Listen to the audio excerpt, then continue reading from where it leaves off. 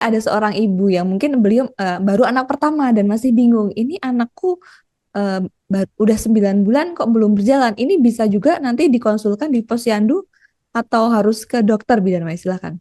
Oke, kalau misalkan memang mau ke posyandu dulu nih yang deket nih gitu kan, eh sudah pasti kan ke dokter spesialis butuh biaya gitu kan. Tapi kalau misalkan memang mau langsung ke apa namanya puskesmas ataupun posyandu terlebih dahulu, silahkan untuk dicek dulu gitu ya. Tapi kalau misalkan memang ada apa namanya kemungkinan yang memang oke kita harus rujuk gitu ya. Itu biasanya memang kalau dari posyandu itu ke puskesmas dulu, habis puskesmas baru ke rumah sakit pemerintah atau RSUD gitu loh.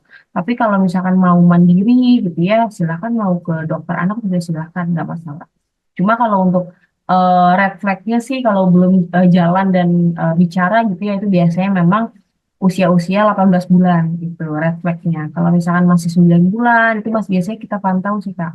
Kita pantau terlebih dahulu gitu ya. Kita stimulasi, kita bantu stimulasi misalnya dengan pijat bayi gitu. Kita kasih tahu nih, kita edukasi gitu ya. Bu, pijat bayinya ya setiap hari gitu loh, sambil kita bonding ya sama adik-adiknya gitu loh, sama babynya gitu.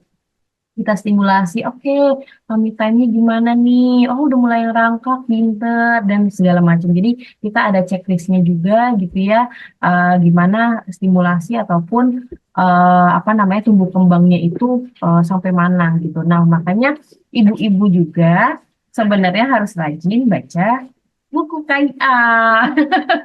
Jadi ini edisi lama ya. Nah, yang ini edisi baru. Sebenarnya sama aja, di dalamnya ini banyak banget manfaat dan edukasi yang bikin bingung nih ya. Kalau kita searching pasti makin overthinking. Jadi mendingan kita baca ini buku KIA yang memang ini tuh poinnya adalah sudah didiskusikan sama Kementerian Kesehatan ya, sama dokter, sama bidan semuanya. Nah ini nih banyak banget. Jadi misalkan anak usia 6 bulan harus bisa apa? Ini ada checklistnya gitu loh. Nah terus habis itu kalau di sini adalah poin yang saya mau tekankan adalah lila. Jadi posyandu itu juga memeriksa lila. Jadi lingkar lengan atas ya, yang sebelah kiri. Nah itu kalau misalkan gizinya buruk nih, nah ini warnanya merah ya. Nah gizinya kurang ini ada di warna kuning. Jadi kita harapkan adalah semua anak-anak ataupun bayi ya, itu ada di gizi baik ya berwarna hijau. Nah ini jadi pemeriksaan setiap bulannya itu memang kita cek lilanya juga. Nah, ibu hamil juga sama dicek lilanya gitu ya. Jadi kita bisa tahu nih ibu hamilnya makannya gimana, konsumsi vitaminnya gimana gitu. Jadi jangan malas membaca, minta tolong sama ibu-ibu di luar sana ya. Oke, jadi ini ada juga apa namanya skala ya.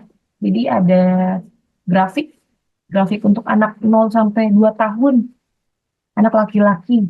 Terus anak perempuan juga ada.